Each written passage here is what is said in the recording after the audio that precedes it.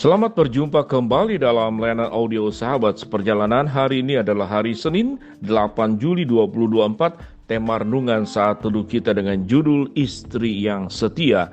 Firman Tuhan terambil dalam Ibrani 11 ayat 11 sampai dengan ke-12. Karena iman, ia juga dan Sarah beroleh kekuatan untuk menurunkan anak cucu, walaupun usianya sudah lewat. Karena ia menganggap dia yang memberikan janji itu setia. Itulah sebabnya, maka dari satu orang malahan orang yang telah mati pucuk, terpancar keturunan besar seperti bintang di langit dan seperti pasir di tepi laut yang tidak terhitung banyaknya. Mari kita berdoa. Bapa yang di dalam surga, kami ingin belajar tentang istri yang setia adalah Sarah, istri daripada Abraham. Bagaimana memiliki hati yang takut akan Tuhan dan setia kepada suaminya. Dalam nama Tuhan Yesus kami berdoa, amin. Shalom sahabat seperjalanan yang dikasihi Tuhan. Kasus-kasus rumah tangga, dunia semakin modern, dunia semakin maju, teknologi semakin berkembang, pengetahuan semakin tinggi, tidak menjamin karakter itu juga bertambah semakin tinggi, semakin berkualitas dan semakin baik. Bahkan seringkali orang semakin kaya, semakin cerdas, semakin berkembang, dia punya banyak ide-ide berbuat dosa yang semakin canggih. Mari kita belajar tentang Sarah. Kita tahu di dalam perjanjian lama bahwa seringkali seorang suami bisa punya istri 1, 2, 3, bahkan seperti Salomo. Jumlah istri gundiknya bisa mencapai 1000.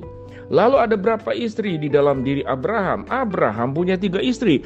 Yang pertama Sarah, yang kedua adalah Hagar, pembantunya, hambanya, yang kemudian diizinkan Sarah supaya melahirkan anak-anak. Tetapi kemudian Tuhan pun memberikan pucuk yang sudah mati di dalam diri Sarah, melahirkan di usia tuanya. Itu di usia ke-90 tahun. Sahabat seperjalanan, sementara istri yang ketiga dari Abraham adalah Ketura. Setelah Sarah meninggal, kemudian Abraham punya istri yang ketiga yang bernama Ketura. Kita tidak akan membahas satu persatu. Kita tidak akan bahas Hagar, kita tidak akan bahas Ketura, kita akan bahas Sarah. Tatkala Sarah meminta supaya hambanya yang bernama Hagar supaya menjadi istri daripada Abraham, supaya menghasilkan keturunan, karena sekian lama memang tidak punya anak. Sedangkan dia merasa bahwa berbicara tentang keturunan adalah sesuatu yang sangat penting di zaman terdahulu. Tentu beristri 2, beristri 3 adalah perkara yang salah. Kita boleh menyalahkan Sarah. Mengapa memberikan suaminya kepada hambanya supaya punya anak dan melahirkan? Ini pertanyaan yang kita boleh kategorikan sesuatu yang keliru. Tetapi di atas semuanya itu, kita melihat di dunia saat sekarang justru adalah terbalik. Kita tidak pernah mengizinkan, dan memang sesuai firman Tuhan, jangan membiarkan suami kita itu kemudian disentuh oleh wanita lain. Atau juga suami kita yang menyentuh wanita lain. Di atas semua kelemahan dan kekeliruan mungkin di dalam pernikahan, bahwa siogianya pernikahan hanyalah satu suami dan satu istri. Di dalam kebaikan Sarah mungkin disebut sebagai kebaikan yang keliru. Dan itu mungkin adalah sebuah pelanggaran yang melanggar kebenaran firman Allah. Tapi di atas semuanya itu, kita melihat bahwa jiwa-jiwa baik hati dan kasih yang luar biasa. Bagaimana Sarah itu mencintai Abraham dengan sangat luar biasa, mau berkorban buat Abraham. Mereka tinggal di Ur-Kasdim. Ur-Kasdim itu adalah daerah barat daripada Mesir. Kalau kita melihat di peta saat sekarang, Ur-Kasdim itu daerah Mesopotamia.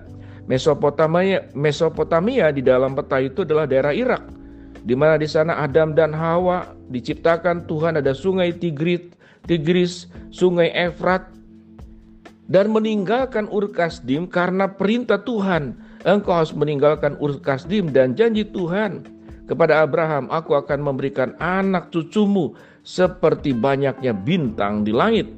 Lalu Abraham taat di dalam segala halnya, meninggalkan tempat yang nyaman, lalu perjalanan panjang dan memasuki daerah yang bahaya. Tatkala perjalanan meninggalkan Ur-Kasdim, masuk ke daerah Mesir. Pada saat itu Mesir adalah sebuah tempat yang memang penuh dengan kemajuan, penuh dengan kemakmuran, penuh dengan keberhasilan.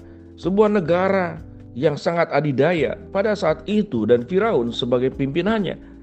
Di dalam perjalanan tersebut, dengan tujuan dan maksud Tuhan yang dititipkan kepada Abraham untuk mengikuti perintahnya, untuk mengikuti panggilannya. Abraham tidak berdebat dengan Tuhan. Abraham kemudian mengajak Sarah untuk melakukan sebuah perjalanan panjang. Di dalam perjalanan kemudian bertemu dengan orang-orang yang ada di Mesir. Lalu Abraham ketakutan kalau itu adalah istrinya. Karena sedemikian cantiknya Sarah, lalu kemudian Abraham berkata kepada Sarah, kalau ada orang bertanya, katakan engkau adalah adikku, engkau bukan istriku. Di dalam firman Tuhan pada bagian ini kita pun bertemu dengan satu bagian yang seakan-akan kontradiktif. Kita boleh mengatakan Abraham sebagai orang yang pengecut, Abraham sebagai orang yang tidak beriman.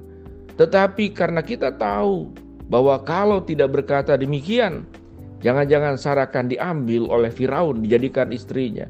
Kita melihat di sini adanya unsur kelemahan manusia, ada unsurnya kesalahan manusia, tapi di sini juga ada unsur tentang kesetiaan seorang istri kepada Abraham yang bernama Sarah, yang mau mengorbankan segala sesuatu, menghadapi bahaya, sebuah proses jatuh bangun.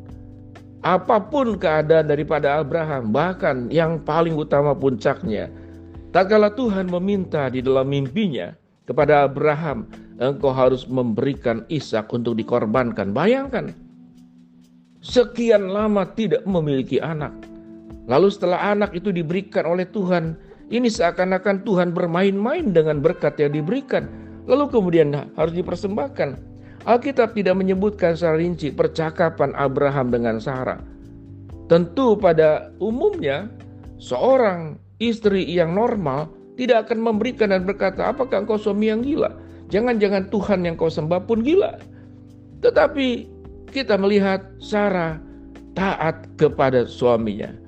Sarah percaya bahwa apa yang diucapkan Abraham adalah berasal dari Tuhan.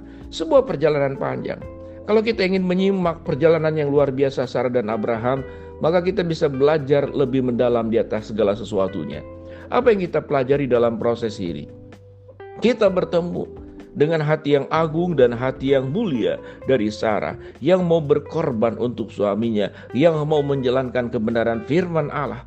Dia tinggalkan kehidupannya di Ur Kasdim, mengikuti perjalanan suaminya, perjalanan yang berbahaya. Karena perintah Tuhan, engkau harus tinggalkan negeri ini, aku akan memberkati engkau di tanah di mana engkau akan tempati, engkau akan beranak cucu. Sebuah perjalanan panjang.